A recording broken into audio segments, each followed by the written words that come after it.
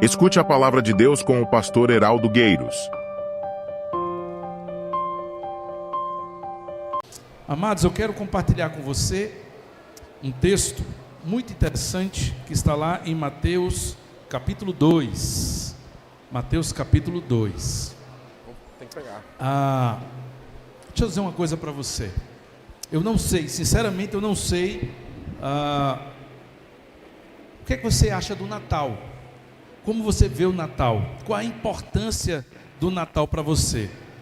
Mas é verdade, é fato que todos nós não pensamos iguais. Cada um tem uma perspectiva diferente, cada um tem um pensamento diferente, cada um dá uma importância diferente ao Natal. Eu tenho certeza que se você está aqui, é porque você entende que o Natal é importante. Mas mesmo entendendo que o Natal é importante, a forma como vemos, a importância que damos, ela difere. Por que nós estamos aqui? Porque é importante que o cristão saiba por que ele celebra o Natal. Ora, ele celebra o Natal porque a Bíblia celebra o Natal. O que não falta, irmãos, são textos bíblicos que celebram o Natal. Por exemplo, Lucas capítulo 2, verso 13, diz que logo após o nascimento, coro de anjos surgiram no céu e eles celebraram. Ouviu-se um coro de anjos celebrando o nascimento do Senhor. A Bíblia nos dirá, amados irmãos, em Mateus 2:2, que depois do nascimento, uma estrela surgiu sobre o local onde o menino havia nascido, mostrando que os astros, eles também celebraram, o universo também celebrou o nascimento do Senhor. Mas se já não fora bastante o reino espiritual e o universo celebrar a chegada de Jesus, Lucas 2:20 nos diz que também pastores foram lá chamados pelo anjo e vieram ver o menino e celebraram o menino. E se você não entende um pouco a cultura judaica, os pastores, eles representavam as pessoas mais simples da cidade. Os pastores não eram os operários, mas aqueles que ficavam nos campos. Eles eram pessoas muito simples, às vezes iletrados, uma função que passava de pai para filho. Os mais simples das cidades vieram celebrar o Natal. Mas a Bíblia também nos diz, em Mateus 2:1, que os magos que vieram do Oriente também vieram celebrar Jesus. E é interessante você pensar que esses magos representavam não o povo simples, mas a sociedade científica, a elite daquela época, porque eles eram estudiosos, porque eles eram os doutores da sua região, e eles vieram. Então nós celebramos o Natal porque a Bíblia nos dá vários exemplos que o Natal foi celebrado por ser importante para a minha vida e para a sua vida. Agora, nós não podemos negar, cá entre nós e aqueles que nos assistem nesse momento, que o Natal, ele traz muitos contrastes. Por exemplo, para muitas pessoas, Natal representa festa, diversão ou descanso. Alguns hoje não trabalharam, outros trabalharam, mas alguns hoje folgaram. Para outros, Natal representa muito trabalho e correria, porque é tempo de produzir e é comércio e tal. Para outros, o Natal, ele simboliza confraternização, reencontros.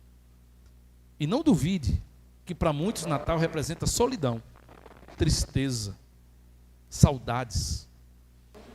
Porque você lembra do último, e fulano não está mais com a gente, e aí no Natal passado foi assim, e hoje não é mais. Veja como o mesmo evento possui um contraste tão diversificado, sentimentos tão diversos, pessoas que estão hoje celebrando Natal, mas com a cabeça e o coração e a realidade de vida tão diversa. Mas o que eu gosto do Natal é porque o Natal, ele revela aquilo que ao longo do ano a gente não percebe no coração das pessoas. Você sabia disso? O Natal revela os sentimentos dos nossos corações. Inevitavelmente, o Natal revela quem somos. O Natal revela o que cremos. O Natal revela a importância que damos a esse dia. E para mim o melhor texto que mostra isso é Mateus capítulo 2, do verso 1 ao verso 12. E eu quero ler esse texto para você, e ele será também projetado aí no Data Show. Diz assim a palavra do Senhor: Depois que Jesus nasceu em Belém da Judéia, nos dias do rei Herodes, magos vindo do Oriente chegaram a Jerusalém e perguntaram: onde está o recém-nascido rei dos judeus? Vimos a sua estrela no Oriente e viemos adorá-lo. Quando o rei Herodes ouviu isso, ficou perturbado, e com ele toda Jerusalém, e tendo reunido todos os seus chefes dos sacerdotes do povo e os mestres da lei, lhes perguntou aonde haveria de nascer o Cristo. E eles responderam: sim, é como eles disseram, é em Belém da Judéia, pois assim escreveu o profeta: mas tu, Belém, da terra de Judá, de forma alguma és a menor em meio às principais cidades de Judá, pois de ti virá o líder que como pastor conduzirá Israel, o meu povo. Verso 7 diz: então Herodes chamou os magos secretamente e informou-se com eles a respeito do tempo exato em que a estrela tinha aparecido, e enviou-os a Belém e disse: vão, informem-se com exatidão sobre esse menino, e logo que encontrarem, me avisem, para que eu também vá adorá-lo. E depois de ouvirem um rei, eles seguiram o seu caminho, e a estrela que tinham visto no Oriente foi adiante deles, até que finalmente ela parou sobre o lugar onde estava o menino. E quando tornaram a ver a estrela, se encheram de júbilo, e ao entrarem na casa, viram o menino com Maria sua mãe, prostrando-se, o adoraram, e abriram seus tesouros, e lhe deram presentes, ouro, incenso e mirra. E tendo sido advertidos em sonho, para que não voltassem a Herodes, retornaram para sua terra por outro caminho.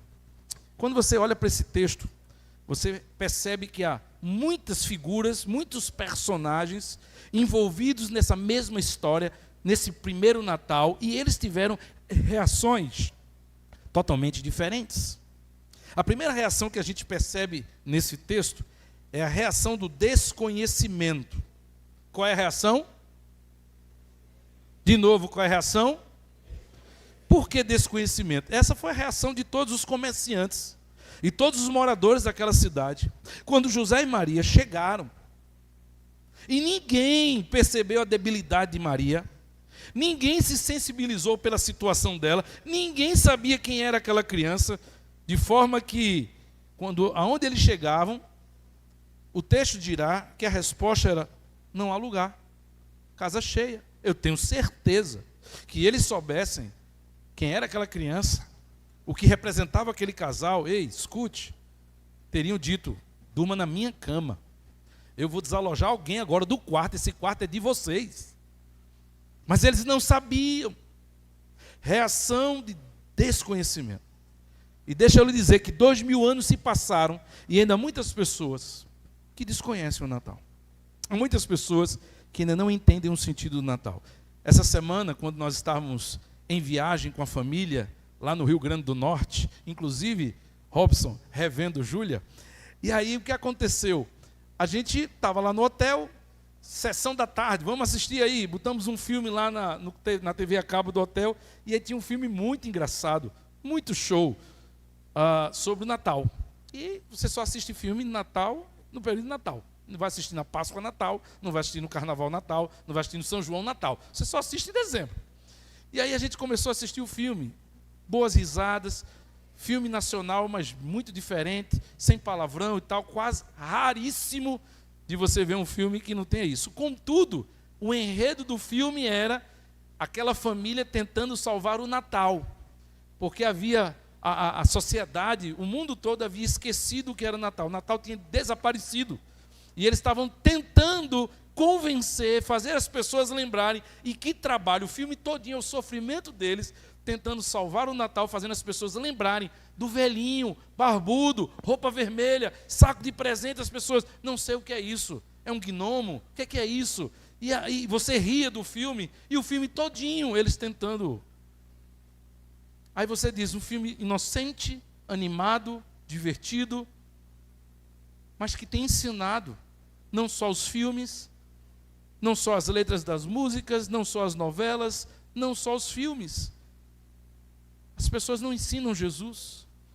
As pessoas não entendem que o Natal não é festa e não é celebração. Isso quem gosta é o comércio, são os shoppings, são as lojas. O Natal é a celebração daquele que encontrou o seu Salvador. Eu posso entender que aquele que ainda não encontrou o Salvador não tem o que celebrar. Vai comer peru, vai participar de amigo secreto, vai comprar roupa nova, porque ele não tem nada melhor na vida dele. Mas veja, ainda hoje as pessoas não conhecem o verdadeiro sentido do Natal, e essa reação de desconhecimento, em parte, é minha culpa e sua culpa. Que às vezes temos uma grande disposição de debater sobre futebol. Ah, porque eu sou tricolor, ah, porque eu sou alvirrubro, ah, porque eu sou rubro-negro, então me briga. Temos muita disposição de brigar sobre política. Ah, eu sou de direita, eu sou de esquerda, eu sou de centro, eu sou de Marte, eu sou de Plutão. Mas não temos a mesma disposição de falar para as pessoas quem é Jesus. O aniversariante, o Senhor das nossas vidas. 2000 anos se passaram e ainda há pessoas com reação de desconhecimento. Uma segunda coisa que eu percebo, amados irmãos, nesse primeiro Natal, é que houve também reação de ódio. E essa reação de ódio foi o sentimento de Herodes, o grande, aquele homem sanguinário e cruel que entrou para a história. Ele entrou para a história por causa da sua capacidade de fazer tudo o que estava ao seu alcance para não perder o seu trono. E a Bíblia diz que ele mandou matar todas as crianças recém-nascidas de Belém. É interessante você ser uma pessoa que vai voltar para a sua terra e não vai ter ninguém da sua idade. Porque o anjo vai dizer a José e Maria: saiam e vão para o Egito. Herodes vem e mata todas as crianças. 2 anos depois, Jesus volta para esta cidade e vai crescer numa cidade que não tem pessoas da sua idade, porque foi uma geração inteira dizimada. Reação de ódio. Porque para ele, essa criança não podia nascer, não podia sobreviver, ela não podia continuar. E escute, não espere que no mundo que nós vivemos, nesse sistema globalizado, nesse cenário que se prepara para a vinda do anticristo, para a volta do Senhor Jesus, com todos os sinais alertando dia após dia o quanto a sua volta está próxima e eminente. Não espere que o mundo de fato vai incentivar o conhecimento do verdadeiro Natal, porque não vai. Para muita gente, o verdadeiro sentido do Natal precisa ser riscado, apagado, ridicularizado.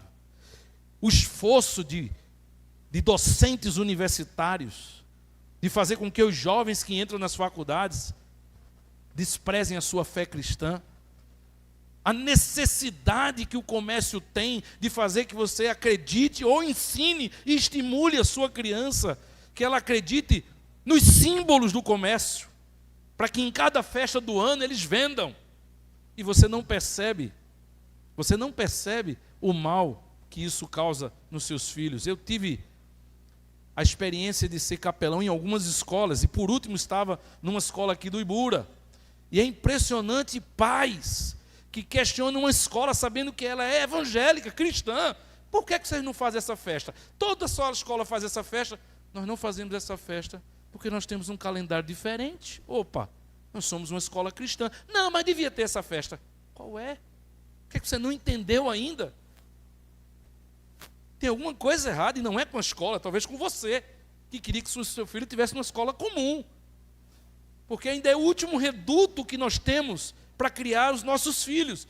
É você ter uma igreja séria ou você ter uma escola cristã, porque fora isso, o que o menino verá nas Netflix da vida, nas rodas de amigos, em qualquer show, em qualquer evento que vai, é tudo que ridiculariza o Natal, a fé cristã, o Senhor Jesus.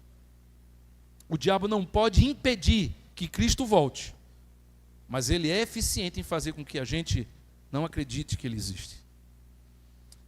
Mas quando você olha para esse texto, você percebe que não foi só reação de desconhecimento e reação de ódio, que daqui para frente só vai aumentar.